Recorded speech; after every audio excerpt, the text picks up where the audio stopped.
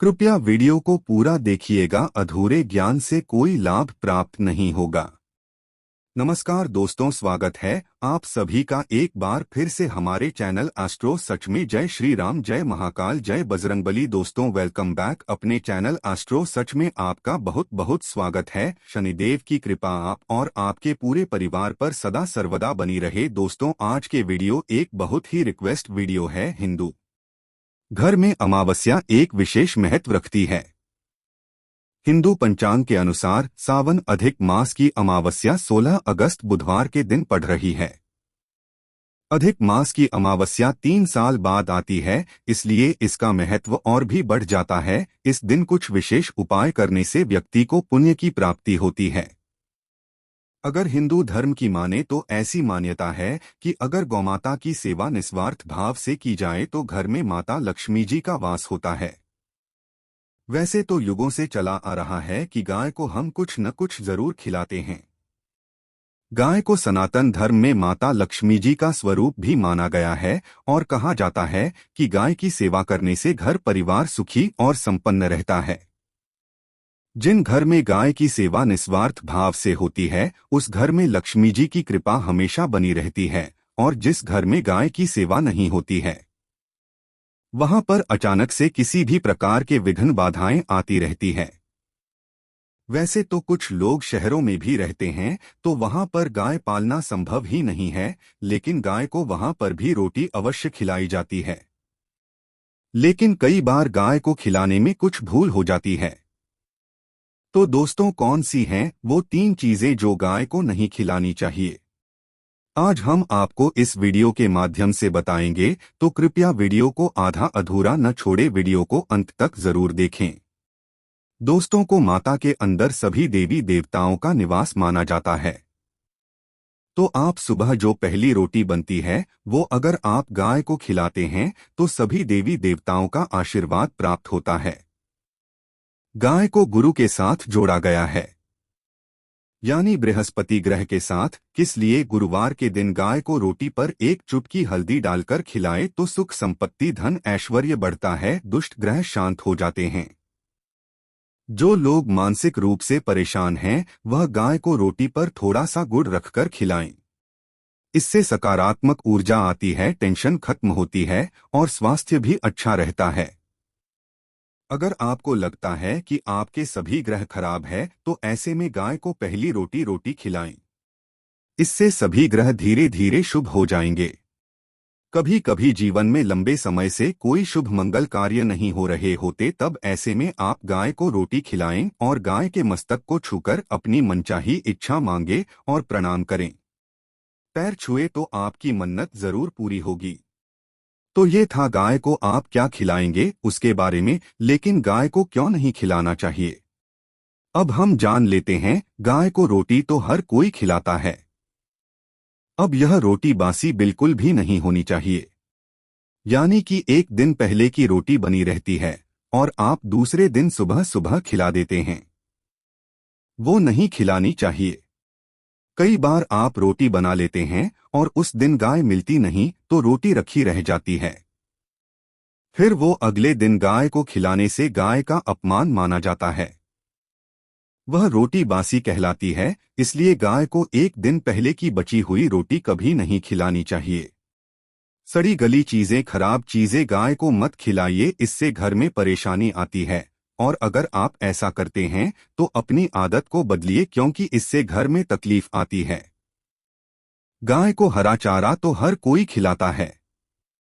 आप हरा चारा खिलाते समय एक बात का विशेष ध्यान रखें।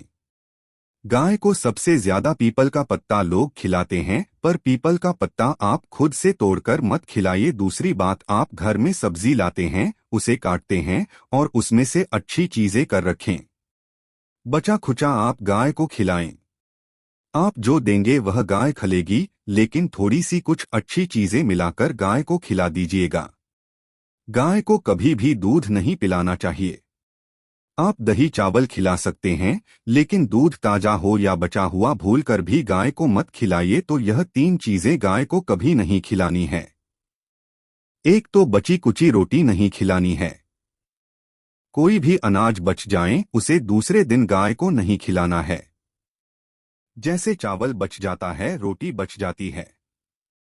और आप अगर चारा खिलाते हैं उन्हें तो सड़ा गला मत खिलाइए, और अगर खिलाते हैं कोई तो उसके साथ कुछ अच्छी चीजें मिला लें, और गाय को दूध भी नहीं पिलाना है। ये चीजें बिल्कुल भी नहीं खिलाएं, नहीं तो घर में गरीबी आती है, माता लक्ष्मी आपके घर में बास करना छोड़ देती है। 84 लाख योनियों के सफर करके आत्मा अंतिम रूप में गाय का रूप धरती है। गांव लाखों योनियों का वो पड़ाव है जहां आत्मा विश्राम करके आगे की यात्रा शुरू कर दी है। दोस्तों, गाय का कोई अब शगुन नहीं होता है। जिसे भूभाग पर मकान बनाना हो वहां पर अगर आप 15 दिन के लिए गाय और बछड़ा बांध देते हैं तो वह जगह पवित्र हो जाती है। अगर आप कहीं जा रहे हैं और वह माता आपका मार्ग रोक दें तो यह बहुत ही शुभ माना जाता है। गाय और बछड़े का दर्शन एक साथ आपको हो जाएं तो आपकी सफलता का प्रतीक माना जाता है। अगर आपके घर के आसपास गौमाता घूमती रहती है तो इसका मतलब है कि आपके घर से काफी सारे संकट अपने आप ही दूर होने वाले हैं और सुख समृद्धि के दरवाजे खुलने वाले हैं। गांव के समीप आप अगर जाते हैं तो संक्रामक रोग, सर्दी, खांसी, जुकाम आदि का अपने आप ही बिना दवाइयों के भी नाश हो जाता है। अगर आपको गाय अचानक से पूंछ मार देती है तो यह बहुत ही शुभ संकेत माना गया है, और काली चितकबरी गाय का ऐसा करना तो और भी ज्यादा शुभ माना गया है। पंचगव्य जो होते हैं वो कई रोगों में लाभदायक है। पंचगव्य क्या क्या हुए? गाय का दूध, दही, घी, मूत्र और गोबर, और इन सभी को शरीर की रोग निरोधक क्षमता को बढ़ाकर रोगों को दूर करने वाला माना गया है। ऐसा कोई रोग नहीं है जिसका इलाज पंचगव्य से नहीं किया जा सकता। दोस्तों, आज के समय में लोग गौमाता की पूजा करने के बजाय, उनकी सेवा करने के बजाय उनको काटकर मारकर खाना ज्यादा पसंद करते हैं। बुरा लगेगा शायद, पर यह सच है। अगर आप गाय को पाल सकते हैं तो अच्छी बात है, लेकिन आज के इस मॉडर्न युग में जहां लोगों की शायद खुद के घर में रहने की जगह नहीं है, ऐसे में गाय को रखना थोड़ा कठिन और महंगा हो सकता है। ऐसे में आप गाय को रोटी दे, कम से कम रोटी दे करके आप सुख समृद्धि को प्राप्त कर सकते हैं। आपके घर में बरकत होने लगेगी। दोस्तों, हमारे बुजुर्ग हमेशा से कहते आए हैं कि गाय को रोटी खिलानी चाहिए, लेकिन समय स्थिति के चलते गाय की सेवा हर कोई नहीं कर पाता है, लेकिन कम से कम रोटी तो आप खिला ही सकते हैं। अगर रोटी भी नहीं खिला सकते हैं, जैसे काफी सारे जो हमारे भाई बहन अमेरिका, लंदन वगैरह में हैं, उनको गाय नहीं मिलती है और वो पूछते हैं कि हम कैसे गौ सेवा करें। आप ऐसा कर सकते हैं, आप गांव के नाम के पैसे निकलते जाएं और फिर आप चाहे तो कभी इंडिया आए तो आप गौशाला में दान दें, या फिर आप चाहे तो वहीं पर किसी गरीब को गांव के नाम की रोटियां खिलाएं। किसी भी अनाथ आश्रम में चले जाएं, किसी वृद्धाश्रम में चले जाएं। किसी भी दूसरे सफेद पशु को आप भोजन कराएं। यह हमारे देश में कई जगह देखा गया है। और कई लोगों का प्रश्न आता है कि हम झूठी रोटी गाय को देते हैं, क्या ये सही है या गलत? हम झूठा खाना, बचा हुआ खाना गाय को खिलाते हैं, यानी जो बच जाता है वह गाय के हवाले कर दिया जाता है। दोस्तों, इससे जुड़ी एक पौराणिक कथा है। तो आपको बता दें, रामायण काल में गौमाता को एक श्राप मिला था। उसी की वजह से आज उनके साथ ऐसा हो रहा है, और उसी शराब की वजह से गौमाता में देवी देवताओं का वास होने के बाद भी उनको झूठा खाना पड़ता है। यहाँ तक कि पॉलीथीन भी खाते हैं। हालांकि यह किसी भी लिहाज से सही नहीं है। आपको बता दें, वाल्मीकि रामायण में माता सीता द्वारा पिंड दान देकर दशरथ की आत्मा को मोक्ष मिलने का संदर्भ आता है। जो लोग जानते होंगे वो जानते हैं कि वनवास के दौरान भगवान राम, लक्ष्मण और माता सीता पितृपक्ष के दौरान श्राद्ध करने के लिए गया पहुंचे। वहां श्राद्ध कर्म करने के लिए जरूरी सामग्री जुटाने श्री राम और लक्ष्मण तो चले गए और सामान लेकर नहीं आए। इधर दोपहर हो गई थी और पिंडदान का समय निकलता जा रहा था। सीता घबराने लगी, तभी दशरथ की आत्मा ने पिंडदान की मांग कर दी।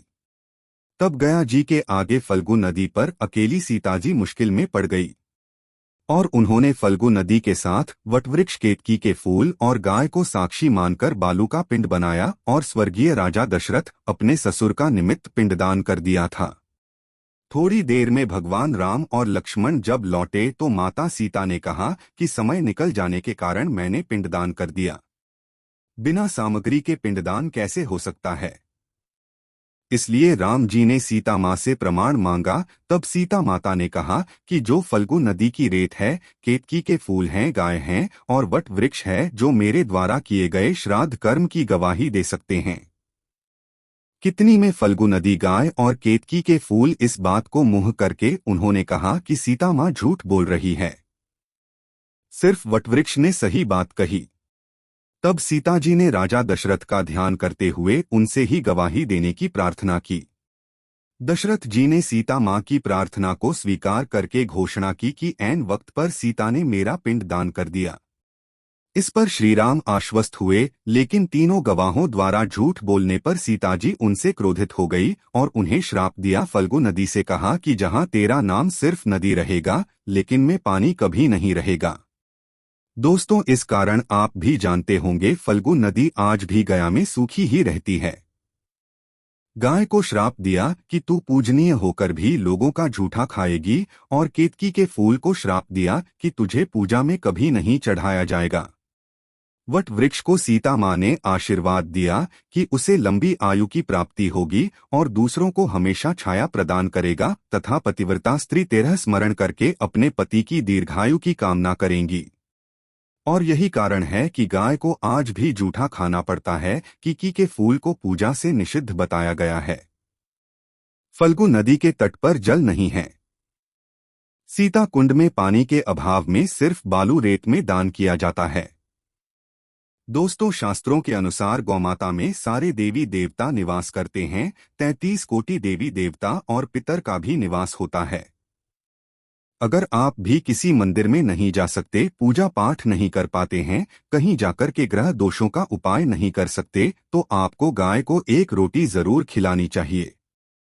हमेशा कहते हैं पहली रोटी गाय की अगर आप भी खिलाते हैं तो दुनिया के सारे सुखों को प्राप्त कर सकते हैं।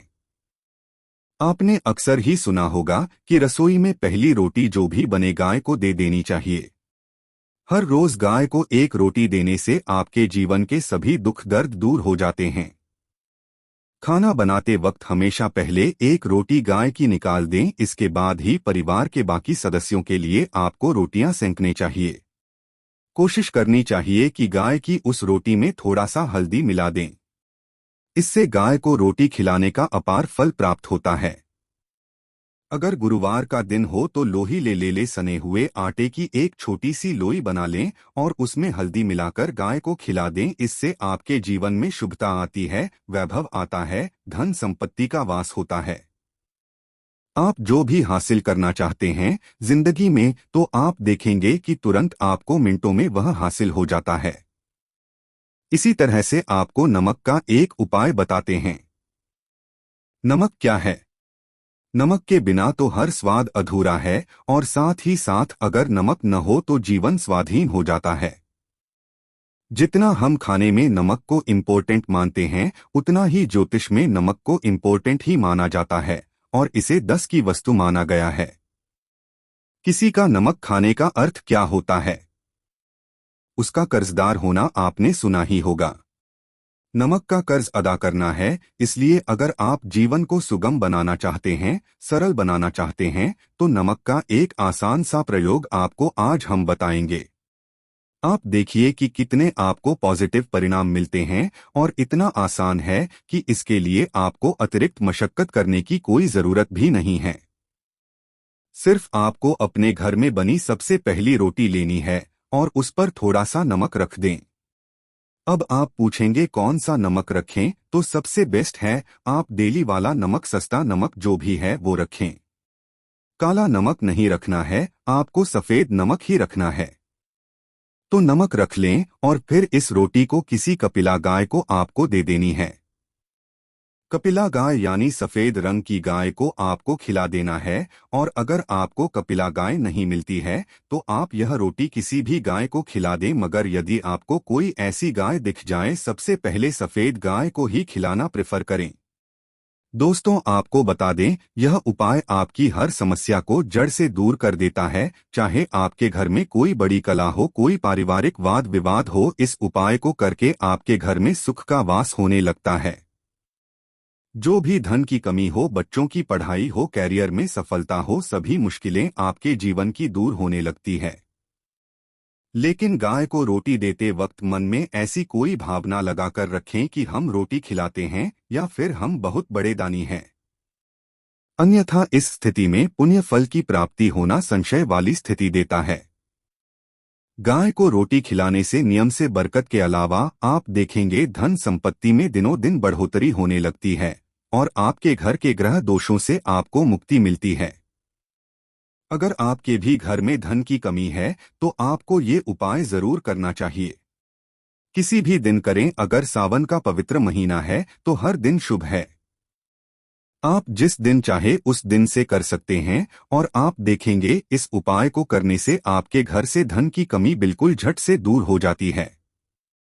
तो ये उपाय आप जरूर कर लीजिए। आज के लिए बस इतना ही। तो दोस्तों, आपको यह जानकारी कैसी लगी हमें कमेंट में अवश्य बताएं। वीडियो को लाइक करें और अपने दोस्तों के साथ भी शेयर करें और कमेंट में जय माता लिखना ना भूलें। धन्यवाद।